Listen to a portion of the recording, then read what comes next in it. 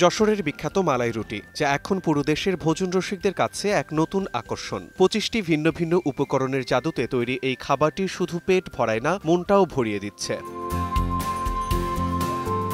চায়ের দোকান দিয়ে ব্যবসা শুরু করেছিলেন মাসুম পারভেজ। ক্রেতারা দুধ চা খাওয়ার সময় রুটি গরম করে খেতেন। এ ব্যাপারটি খেয়াল করে মালাই রুটি তৈরির বিষয়টি মাথায় আসে। খাঁটি ঘন দুধ, দুধের স্বর এবং 7 ধরনের মশলা সহ বিস্কুটের গুঁড়া, চীনাবাদাম, সাদা তিল, কুমড়ার বীজ, কিসমিস, থাই বাদাম, কাজু বাদাম, কাঠবাদাম, পেস্তা বাদাম, খেজুর, তালমিশ্রি, গুঁড়া দুধ, মধু ও কালোজিরা দিয়ে তৈরি করছেন মালাই রুটি।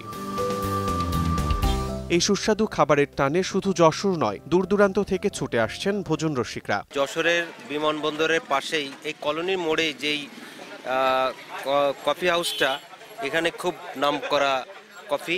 এখানে যেই মালাইকারি আছে, যেই টেস্ট, আমরা ওই খবরটা শুনে এখানে আসছি খেতে, এবং খেয়ে আমাদের খুবই টেস্ট লেগেছে। খুবই ব্যতিক্রমী একটা উদ্যোগ। আমরা আগে ভাবিনি যে পাউরুটিকে এভাবে করে আসলে প্রেজেন্ট করা যায়। আসলে খুব মজাদার হয়েছে ব্যাপারটা। অভিনব এই খাবারটি ভোজন রসিকদের মধ্যে জনপ্রিয়তা লাভ করায় বিক্রি বেড়েছে বহুগুণ। নিজের পরিশ্রমের ফসলে রসনা পিপাসুদের তুষ্ট করতে পেরে আনন্দিত মাসুম।